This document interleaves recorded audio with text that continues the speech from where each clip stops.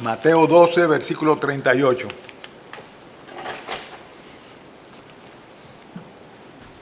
¿Lo tienen? Yo voy a citar muchos textos que tengo aquí apuntados, pero con que ustedes se mantengan en ese texto es suficiente. Es un texto corto. En el versículo 38 de Mateo 12 dice la palabra de Dios. Entonces respondieron algunos de los escribas y de los fariseos diciendo: Maestro, deseamos ver de ti señal. Él respondió y les dijo: la generación mala y adúltera demanda señal, pero señal no le será dada sino la señal del profeta Jonás. Porque como estuvo Jonás en el vientre del gran pez 3 días y 3 noches, así estará el Hijo del Hombre en el corazón de la tierra 3 días y 3 noches. Los hombres de Nínive se levantarán en el día del juicio con esta generación y la condenarán, porque ellos se arrepintieron a la predicación de Jonás, y he aquí más que Jonás en este lugar. La reina del sur se levantará en el juicio con esta generación y la condenará, porque ella vino de los fines de la tierra para oír la sabiduría de Salomón, y he aquí más que Salomón en este lugar. Cuando el espíritu inmundo sale del hombre, anda por lugares secos buscando reposo y no lo halla, entonces dice: volveré a mi casa de donde salí, y cuando llega la halla desocupada, barrida y adornada. Entonces va y toma consigo otros 7 espíritus peores que él, y entrados moran allí. Y el postrer estado de aquel hombre viene a ser peor que el primero. Así también acontecerá a esta mala generación. Esta mañana vamos a hablar sobre el día del juicio. Hay una realidad absoluta en el hecho de que todos los hombres tendremos que comparecer delante del Señor. Los cristianos sabemos que no vamos a estar presentes el día del juicio final. ¿Por qué? Porque este es un juicio que será de condenación. Los cristianos vamos a estar presentes en el tribunal de Cristo, donde tendremos que dar cuenta a Dios de lo que ya hemos hecho mientras hemos estado en el cuerpo, sea bueno o malo. Algunos, dice la Escritura, seremos recompensados por el Señor. Otros tendremos que bajar la cabeza avergonzada por el hecho de que, a pesar de haber sido salvos por gracia, sin embargo no correspondimos a esta gracia, a este favor del Señor.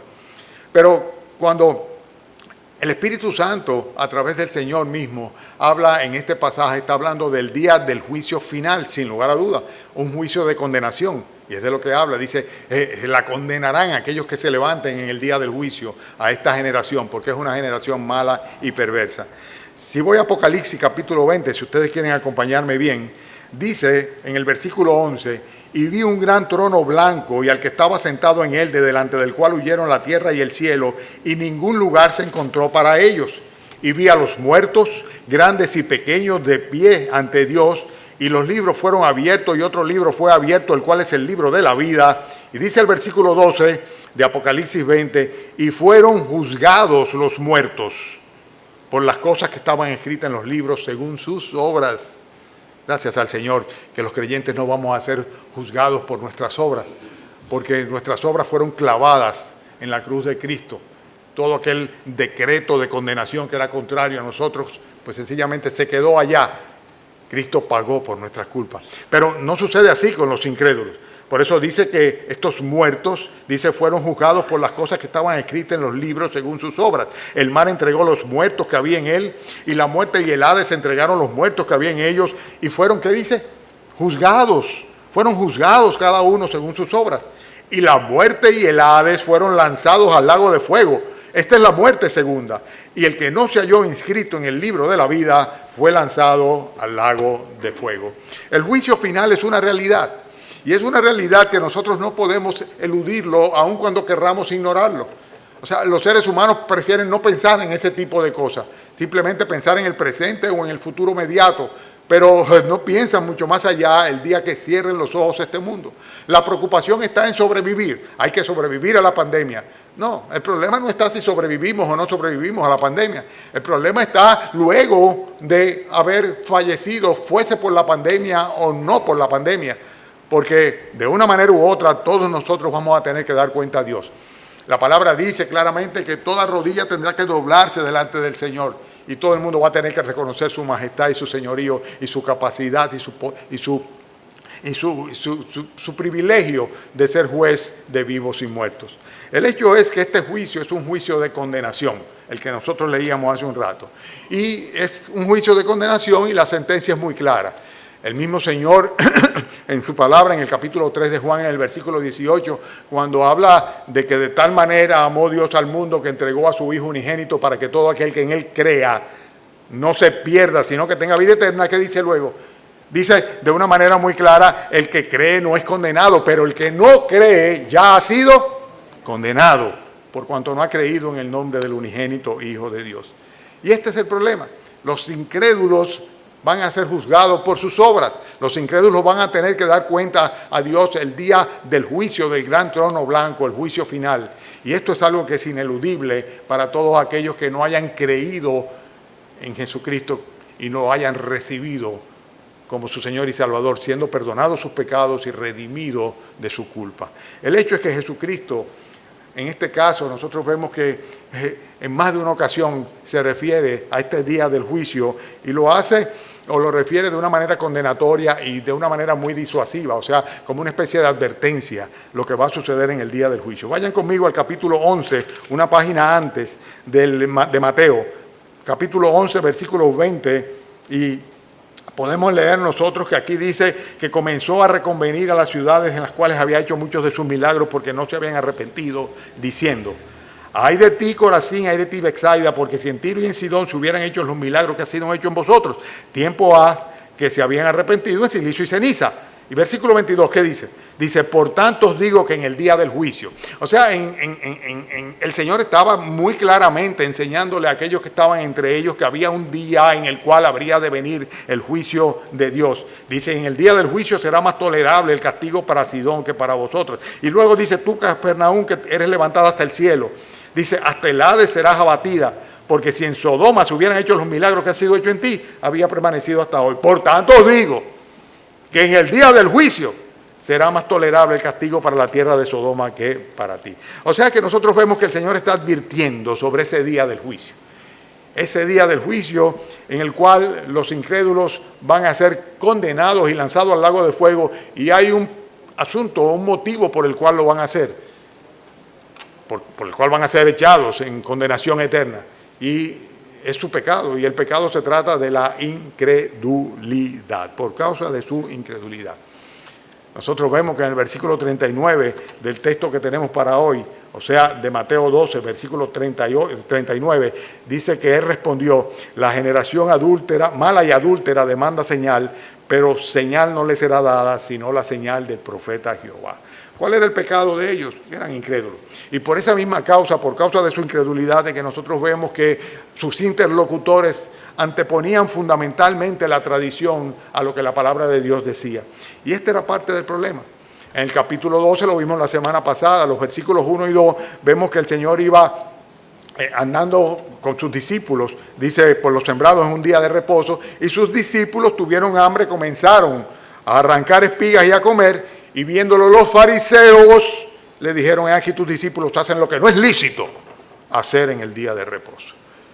Eran incrédulos, y su incredulidad se manifestaba precisamente en el hecho de que para ellos era más importante lo que la tradición decía, la tradición eclesiástica, religiosa, que lo que la palabra de Dios mandaba. Por eso ellos eran capaces de anteponer la ley al espíritu de la propia ley.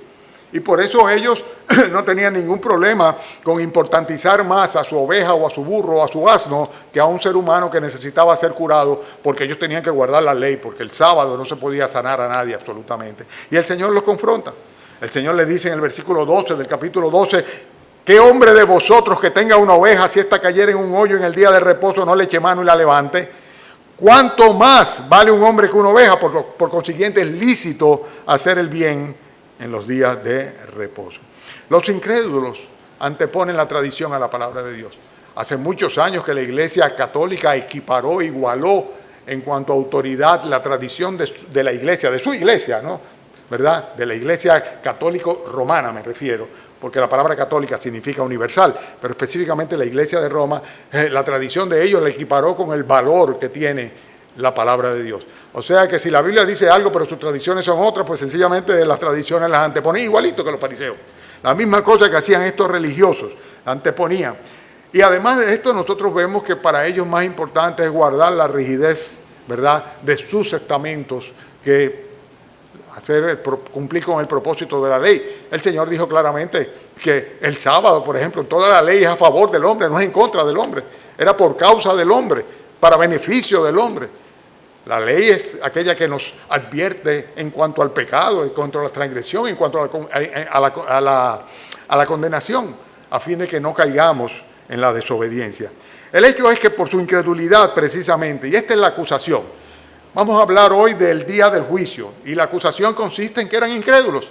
Eran incrédulos y lo evidenciaban porque preferían las tradiciones religiosas antes de acogerse a lo que la Biblia dice. ¿Ustedes creen que esto era entonces? Hoy día es así.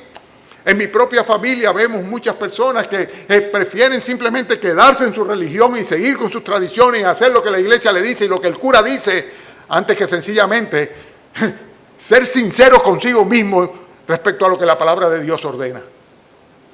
Y decir, estoy equivocado, la Biblia es la verdad. Hay muchas personas así, hay muchas personas ciertamente que prefieren manipular el sentido de las Escrituras antes de sencillamente acogerse a lo que pura y simplemente dice. Se van a la letra y no al espíritu. Pero sea como sea, estos incrédulos también se caracterizaban, y esa era la acusación del Señor, cuando el Señor le decía, ustedes son parte de una generación maligna y perversa. Eran parte de esa generación maligna y perversa porque estaban requiriendo señales visibles. ¿Qué es lo que nosotros vemos en el versículo 38? Dice el versículo 38, donde comienza el texto que estamos estudiando hoy. Entonces respondieron algunos de los escribas y de los fariseos diciendo, Maestro, deseamos ver de ti señal. En otras palabras, demuéstranos que tú eres quien dice ser, ¿verdad? Demuéstranos, haznos un milagro, haznos una señal, haz un portento para que nosotros podamos creer en ti. Y esta es una cosa que también la hemos visto y a través de las religiones se ha fortalecido y se ha intensificado aún en medios como los nuestros.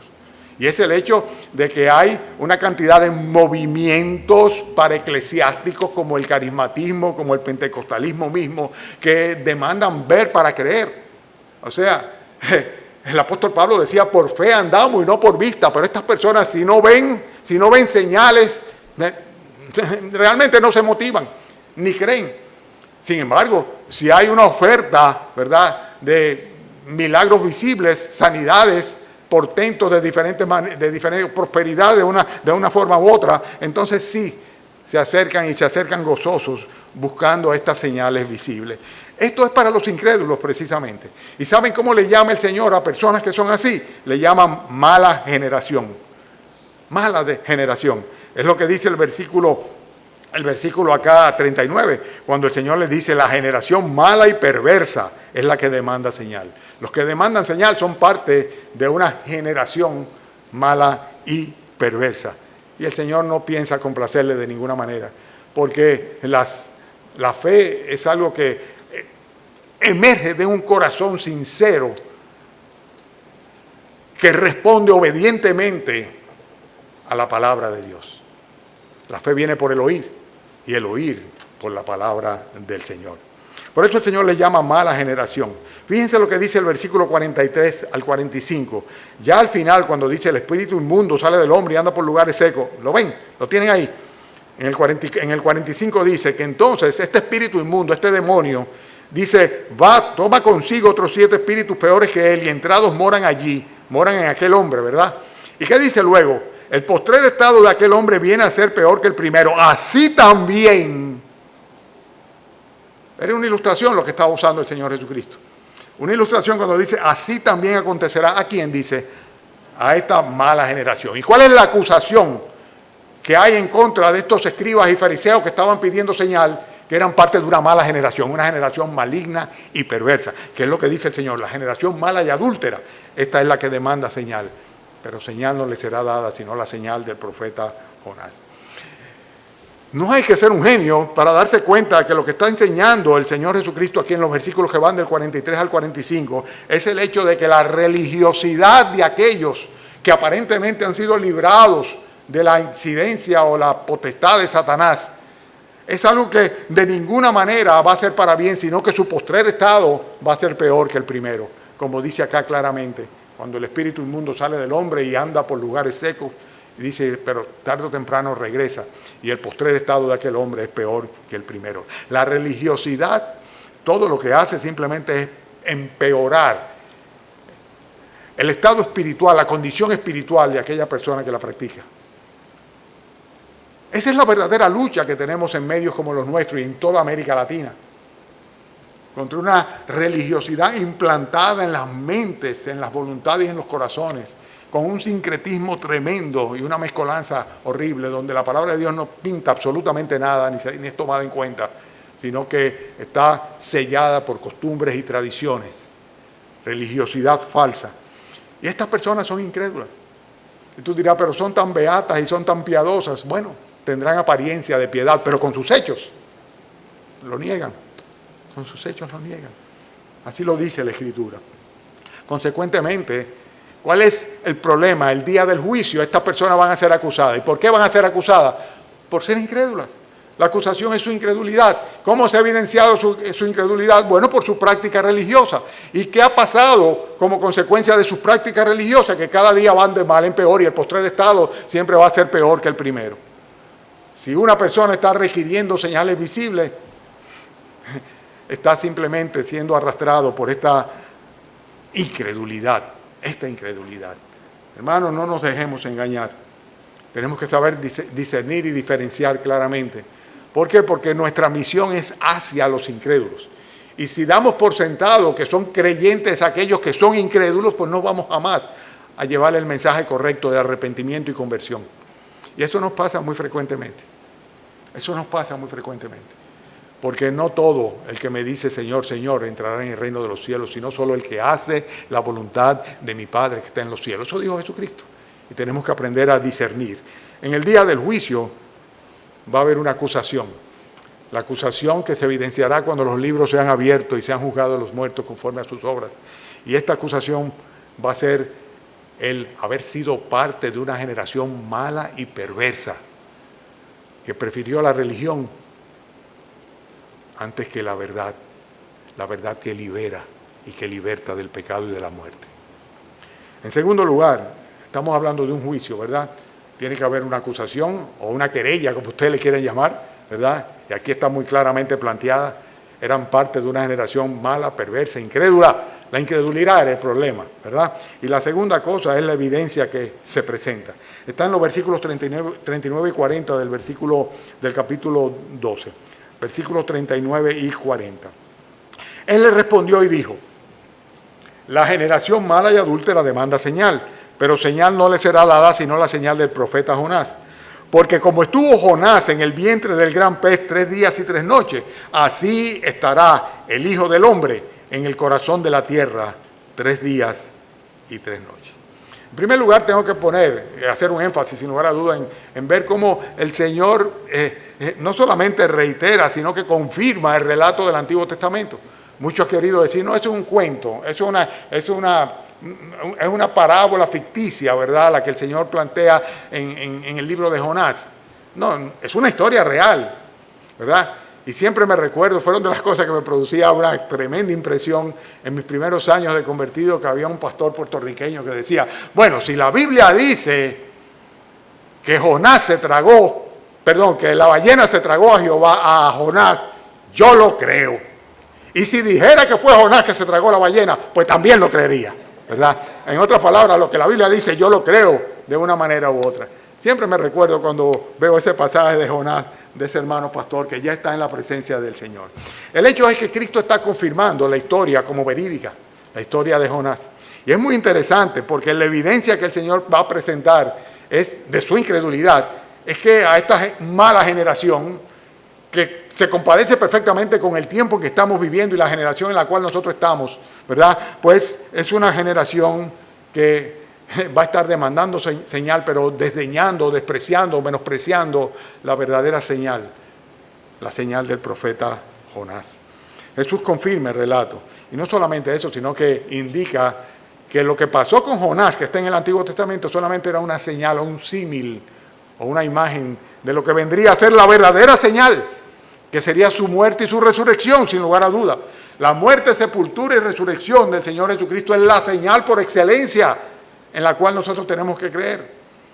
Ese es el verdadero evangelio, que Cristo murió y resucitó y está en la diestra del Padre intercediendo por allá desde allá por los suyos. O sea, esa es la verdad, ese es el mensaje del evangelio. Tenemos un Salvador que vive, un Redentor que pagó, venció la muerte y ofrece vida eterna a todo aquel que se acerca a Él. Por lo tanto, la evidencia es muy clara. Hay una señal que es muy clara y dice el Señor, y no le será dada ninguna otra señal, sino la señal del profeta Jonás. Es lo que vemos nosotros acá en el versículo 39. En la muerte y en la resurrección de nuestro Señor Jesucristo se evidencia la divinidad y el poder de Dios. Si tú no eres capaz de creer que Cristo resucitó de los muertos, no vas a ser capaz de creer de ninguna manera que Él puede darte a ti vida después que muera. No vas a tener una esperanza para el día en que tú termines en la tumba. Pero si por el contrario, tú crees en Él, tú tienes que creer necesariamente en que Él resucitó de entre los muertos. Es la señal que demandaban y la señal que el Señor le daría, la señal del profeta Jonás. De ahí la importancia de la resurrección de nuestro Señor Jesucristo. Yo quiero que me acompañen, por favor, a 1 Corintios capítulo 15. Todo el capítulo habla sobre la resurrección, pero solamente vamos a ver unos pocos versículos de este pasaje. 1 Corintios capítulo 15, y vamos a leer desde el versículo 12. Por favor, muevan sus Biblias y búsquenla para que ustedes vean qué interesante lo que dice la Biblia sobre la importancia que tiene la resurrección de nuestro Señor Jesucristo. ¿Lo tienen? 1 Corintios capítulo 15, versículo 12. Pero si se predica de Cristo que resucitó de los muertos, ¿cómo dicen algunos entre vosotros que no hay resurrección de muertos? Porque si no hay resurrección de muertos, tampoco Cristo resucitó.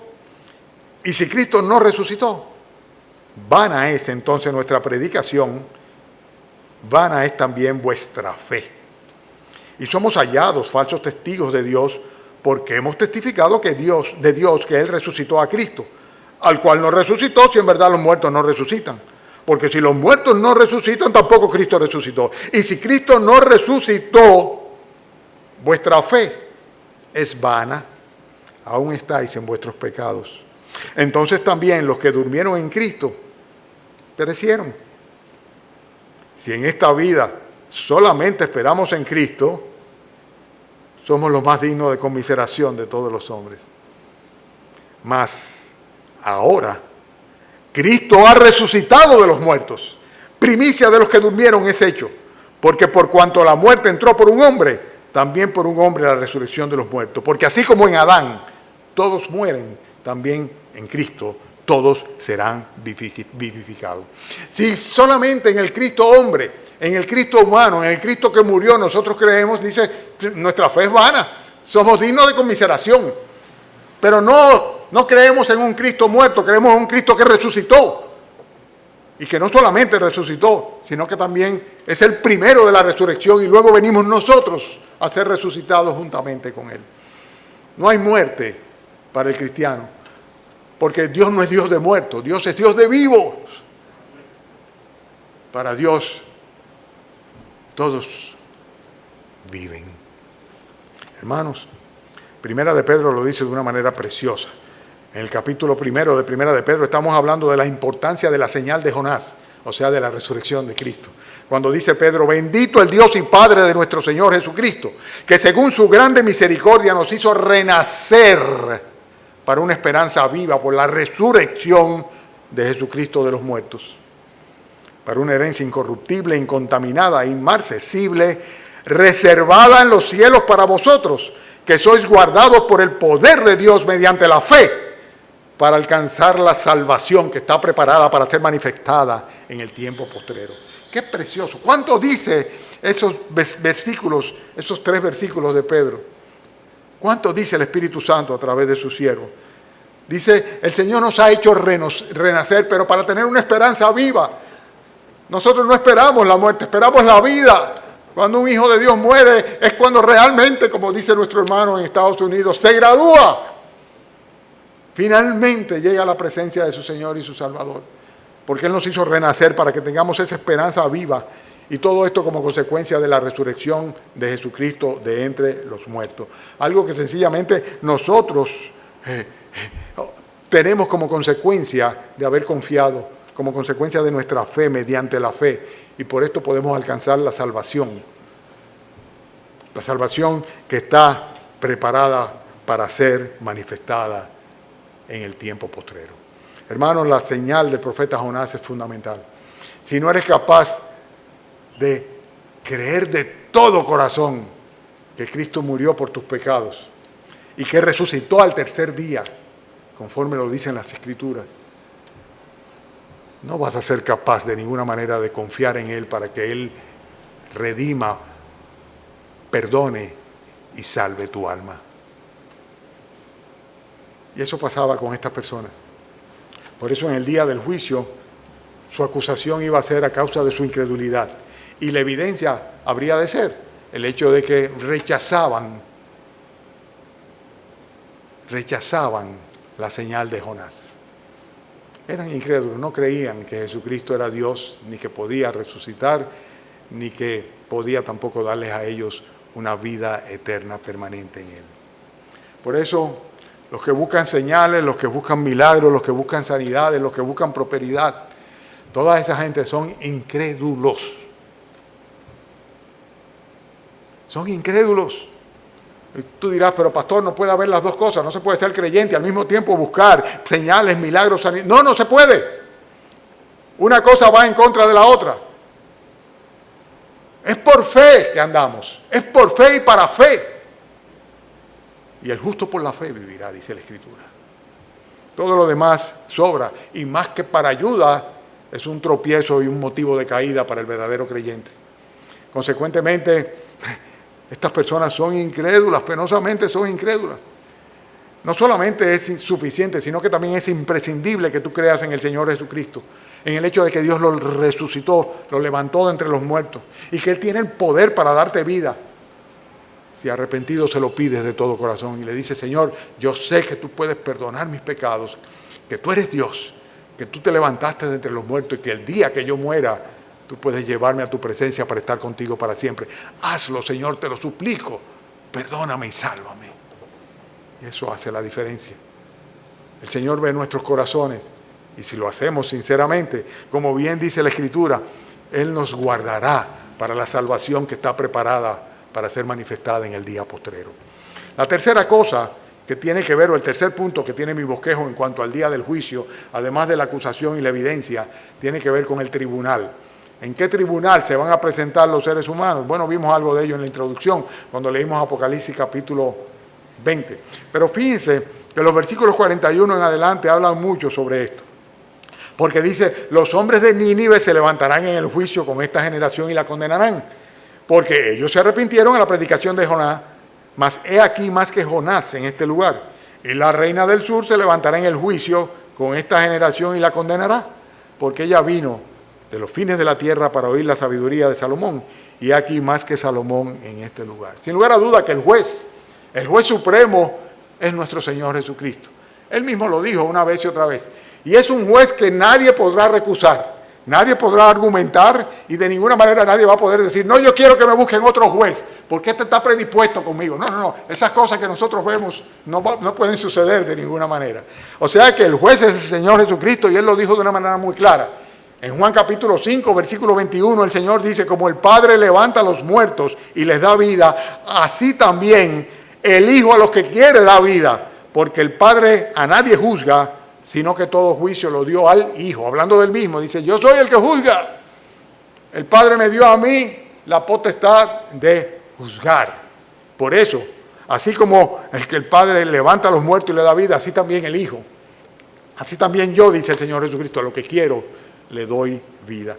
Y en el mismo capítulo 5 de Juan, en el versículo 26, dice, como el Padre tiene vida en sí mismo, y es Cristo que está hablando, así también ha dado al Hijo, a Él mismo, el tener vida en sí mismo, y también le dio autoridad de hacer juicio, por cuanto es el Hijo del Hombre. El juez, sin lugar a duda, en ese tribunal va a ser nuestro Señor Jesucristo. A Él tendremos que dar cuenta, sin lugar a duda. Y el que rechaza a Cristo y no lo recibe en su corazón como su Señor, como su Dios, como su Salvador, como su juez, como su todo, no tiene mucha esperanza. Porque no va a poder decir, búsqueme otro que me juzgue. No va a poder hacerlo de ninguna manera. Pero el énfasis en estos versículos, los versículos 41 y 42 del texto que estamos estudiando esta mañana, está en los que van a ser parte, por así decirlo, del jurado, ¿verdad? Ustedes saben que hay algunos países donde no solamente se tiene una serie de jueces o jueces, sean colegiados o no, sino que se tiene un jurado. El jurado es que determina la culpabilidad o no finalmente. Se presentan las evidencias y el juez entonces aplica la sentencia. Pero el jurado es quien dice culpable o inocente. Es quien delibera en ese sentido. Y el jurado este jurado es muy interesante, el jurado de este día del juicio. En el día del juicio, como dice el Señor, ¿verdad? Cuidado, que Cafarnaúm no le vaya peor que a Sodoma, ¿verdad? Bueno, en el día del juicio, este día del juicio en que se levantarán los hombres de Nínive y la reina del sur, ellos van a ser parte de los creyentes que van a ser jurados en la condenación de los impíos. Este jurado va a estar compuesto sin lugar a duda por aquellos que se arrepintieron, y se arrepintieron por causa de su fe. La ilustración está aquí en el caso de Nínive. La Biblia enseña que Nínive era una ciudad impía, tan impía que cuando el Señor le manda a Jonás que le predique, él no quiere ir. Él prefería que el Señor los aniquilara. El Señor había anunciado juicio sobre la ciudad de Nínive por su impiedad, y Jonás dijo, bueno, pues yo para allá no voy, ¿verdad? Yo me voy en otra dirección, de manera tal de que el Señor haga juicio. Por eso el Señor tuvo que mandarlo a buscar de una manera muy particular, ¿verdad? Pero era una ciudad impía, una ciudad grande, una ciudad que había que tomarse caminando 3 días para pasarla de un lado a otro. Dice que solamente aquellos que no sabían discernir entre su mano derecha y su mano izquierda eran más de 120,000 personas, dice el Señor Jesucristo mismo, el mismo Dios. La cosa es que eran personas incrédulas, impías, mala y perversa, como esta generación a la que hace el Señor Jesucristo. Pero sin embargo, cuando oyeron el mensaje, toda la ciudad se arrepintió. ¡Wow! Cuando Jonás fue y les advirtió que debían arrepentirse porque si no el Señor iba a hacer juicio, toda la ciudad se arrepintió. Es maravilloso. Hay cosas que como impresionan a uno. El poder del Espíritu Santo cuando abre su misericordia. Toda la ciudad se arrepintió. Y se arrepintieron porque creyeron al mensaje de Jonás. ¿Qué es lo que está diciendo aquí claramente? Dice, ellos se arrepintieron a la generación de Jonás. Y dice el Señor Jesucristo, y aquí, hablando de él mismo, hay mucho más que Jonás. Le creyeron a Jonás, eran creyentes, fueron creyentes como consecuencia de la predicación de la palabra del Señor. Y el jurado va a estar compuesto por los santos. La Biblia dice que los santos, inclusive, vamos a juzgar a los ángeles.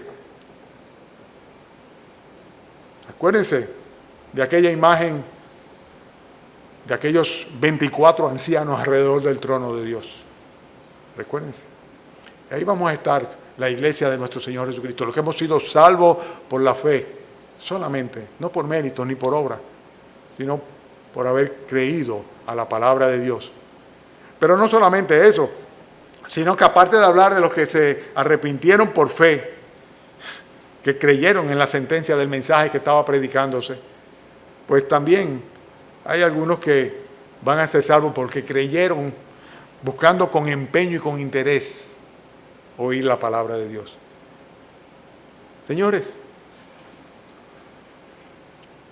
tenemos pocas oportunidades para interactuar. Inclusive no se imaginan los hermanos diáconos y los encargados del ministerio lo que yo echo de menos, las oportunidades que el Señor nos concedía en las reuniones de expresarle lo que el Señor me iba poniendo en mi corazón en diferentes temas y aspectos. Pero en cuanto a esta pandemia en particular, es terrible. O sea, yo tengo la plena convicción que es un castigo. O sea, esto no es cuestión de que vacuna o no vacuna. Ya anoche las noticias decían que habían 3 mutaciones diferentes, una en África, una en Brasil, creo, o Argentina o Brasil, creo que Brasil, y otra la de Inglaterra. Y que se tiene dudas, no solamente de la virulencia de ella, sino de la capacidad que tenga la vacuna para resolverlo. Esto no es un asunto de vacuna, esto es un asunto de que Dios está diciendo, no me han tomado en cuenta. El mundo no me ha tomado en cuenta, me ha echado a un lado, me ha sacado de la ecuación de sus vidas. Creen que con su tecnología y su ciencia y su conocimiento van a poder autoprotegerse y salvarse. Pero en cuanto a la iglesia del Señor Jesucristo, que nos compete a cada uno de nosotros de una manera particular, como el pueblo escogido por Dios, como rebaño del Señor. Es una pena ver cómo nosotros nos dejamos arrastrar también por las pasiones y los temores y las prioridades del mundo en medio de esta situación. El Señor está utilizando esta pandemia para filtrar a su iglesia, para ver quiénes son los fieles y quiénes son los que no. Sin lugar a duda, no me cabe duda absolutamente de eso. Y nosotros vemos de una manera muy clara cómo esta mujer, reina de Sabá, oyó de la sabiduría de Salomón, fue allá a oír a Salomón y terminó reconociendo y glorificando al Dios de Salomón. La reina de Sabá se convirtió en una creyente ante el testimonio de Salomón y la manifestación del poder de Dios. Y el Señor los usa como referencia. Dice, los hombres de Nínive, dice, ellos se van a levantar en el juicio, en el día del juicio en contra de esta generación. Van a ser parte del jurado. Dice, y la condenarán. ¿Por qué? Porque es una generación mala y perversa. Una generación que sencillamente no se ha arrepentido a pesar del mensaje del Evangelio y las buenas nuevas de salvación en Cristo.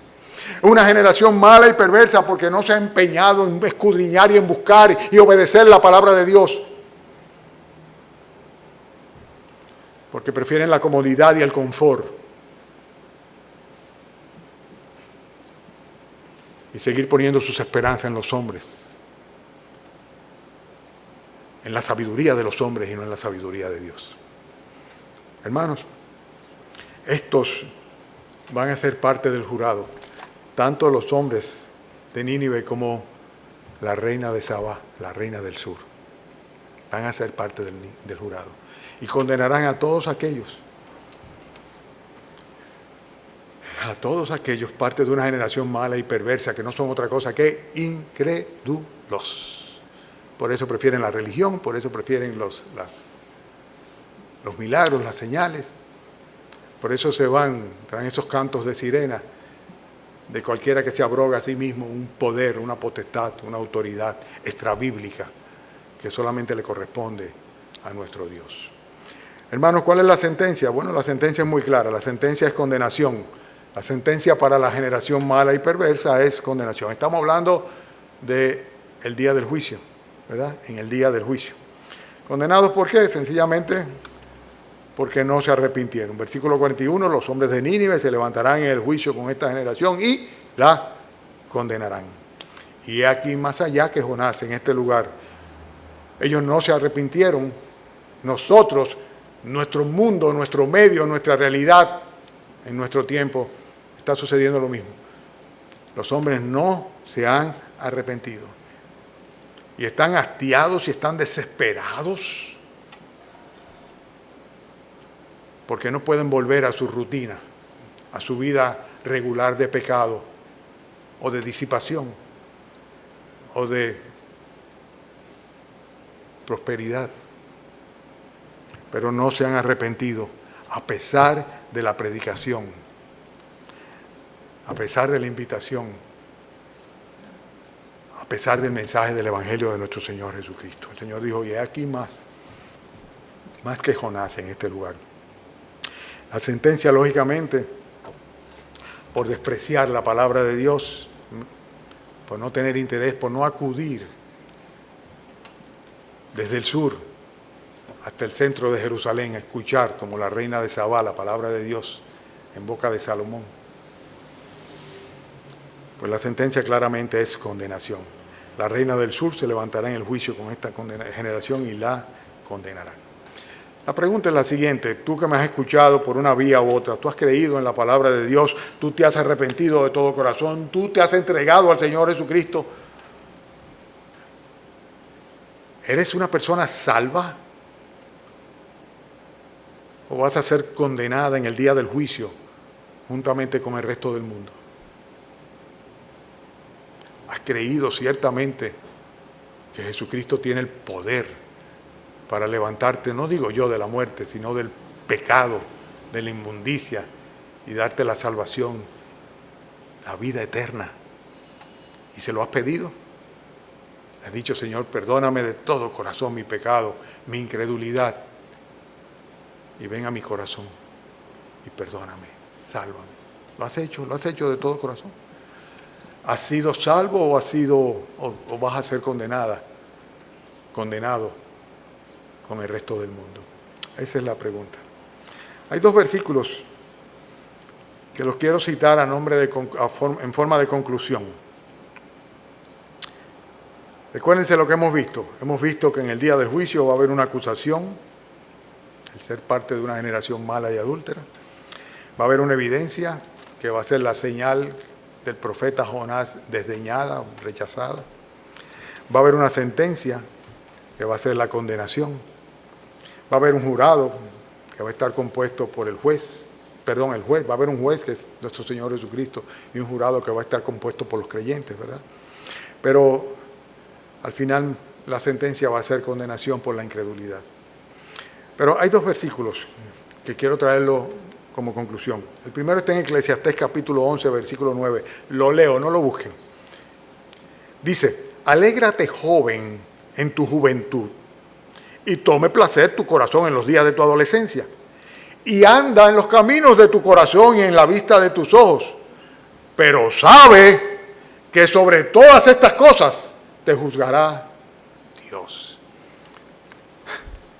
Es un consejo del predicador en Eclesiastés. Dice, tú eres un hombre joven, una persona joven, una mujer joven. Dice, está bien, no hay problema, alégrate que tú eres una persona joven. Disfruta de tus días de adolescencia y de los caminos. Pero acuérdate que hay un final. Al final del camino, recuérdate que tarde o temprano tendrás que presentarte a juicio delante de Dios. Es un mensaje muy claro. Pero hay otro interesante, y es para los creyentes, para los que sí hemos confiado en Cristo, los que hemos sido salvos por la fe, los que hemos creído que Cristo murió y resucitó, los que hemos confiado en Él para vida eterna. Y es 1 de Juan capítulo 4, versículo 16, cuando dice el apóstol Juan: nosotros hemos conocido y creído el amor de Dios, el amor que Dios tiene para con nosotros. Vuelvo y cargo. Nosotros hemos conocido y creído el amor que Dios tiene para con nosotros. Dios es amor. Y el que permanece en amor permanece en Dios y Dios en él. En esto se ha perfeccionado el amor en nosotros, para que tengamos confianza en el día del juicio. Pues como Él es, así somos nosotros en este mundo. ¿Cómo es Dios? Santo. Dice, para que como Él es así, pues como Él es, así somos nosotros en este mundo, santos. Entonces, sí, ciertamente el Señor nos ha perdonado, nos ha declarado santos, nos ha santificado mediante el sacrificio de su Hijo Jesucristo. Ya no nos imputa nuestros pecados, ya no nos va a arrostrar en el juicio final nuestras obras, aquellas de las cuales los pecadores tal vez se olvidaron, pero sin embargo ese día van a salir a flote para que sea evidenciado delante de cada alma su justa condenación. Nosotros no vamos a pasar por ese juicio de ninguna manera. Nosotros tenemos confianza en el día del juicio. Por eso hemos conocido y hemos creído en el amor de Dios para con nosotros, entregando a su Hijo para que nosotros podamos ser salvos por medio de Él. Hermanos, que el Señor nos bendiga a todos y nos ayude a ser fieles en esta época en la cual, sin lugar a duda, la fidelidad de cada creyente está siendo puesta a prueba, porque las excusas y los argumentos para descuidar nuestra sincera fidelidad a Cristo están disponibles ahí, están ahí. Que el Señor nos ayude, tenga misericordia y que podamos seguir adelante. Amén. Padre, gracias, Señor, por haber tenido el gozo, Señor, de comunicar estas verdades a mis hermanos, Señor. Pero gracias, Señor, sobre todo por haber tenido el gozo de haberlas recibido de ti, Señor, de tu palabra bendita. Gracias, Padre, porque cuando no nos imaginábamos, Señor, tú acudiste a nuestro rescate, nos salvaste, Señor. Pusiste fe en nuestros corazones hacia las verdades de tu palabra y nos condujiste a los pies de Cristo. Y te rogamos, Señor, que hagas así con los demás que amamos, Señor, los cuales tal vez, Señor, en su torpeza han rechazado la verdad no han sido, Señor, diligentes en buscar de ti. Han preferido quedarse en la comodidad de sus religiones, Señor. Oh Padre, guarda tu iglesia en medio de esta generación maligna y perversa, Señor. Permite que podamos nosotros resplandecer como luminares, Señor, y servir, Señor, para que otros puedan venir a la verdad. Te pedimos que nos despidas con tu bendición, pero antes de eso, Señor, que reciba nuestra adoración a través de la Santa Cena. Por Cristo Jesús. Amén.